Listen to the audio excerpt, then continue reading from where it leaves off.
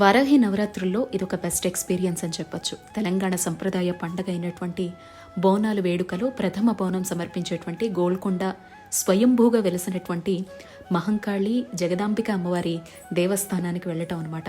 హైదరాబాద్ వచ్చి ఇన్నేళ్ళు అవుతున్నా ఎప్పుడూ కూడా నేను జగదాంబిక అమ్మవారిని చూడ్డానికి కానీ గోల్కొండ కోట దగ్గరకు కానీ వెళ్ళినటువంటి సందర్భం ఇప్పటి వరకు రాలేదు. కానీ అమ్మ ఇలా రప్పించుకోవడం, సంప్రదాయబద్ధమైనటువంటి వేడుకను కన్నులారా వీక్షించడం చాలా చాలా సంతోషంగా అనిపించింది. అబ్బా, విపరీతమైనటువంటి క్రౌడ్, హైదరాబాద్ మొత్తం ఇక్కడే ఉన్నారేమో అని అనిపించిందండి.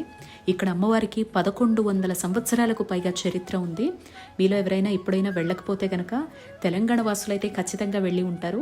హైదరాబాద్ని ఇప్పుడైనా విజిట్ చేసేటువంటి పర్పస్లో వస్తే మాత్రం గోల్కొండ కోట పైకి ఎక్కాలన్నమాట.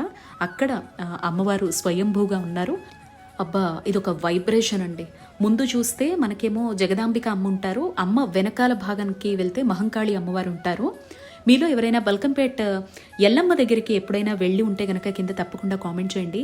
బల్కంపేట్ అమ్మవారి ముఖం ఎలా అయితే ఉంటుందో ఇక్కడ జగదాంబిక అమ్మవారి టెంపుల్ లోపల ఉండేటువంటి ఉత్సవమూర్తి ఫేస్ యాజ్ ఇట్ ఈస్గా ఉంటారు.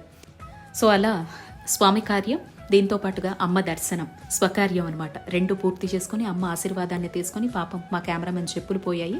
అక్కడుండే వింతలు విశేషాలు అన్నీ చూసి ఇంటికి వచ్చేసా.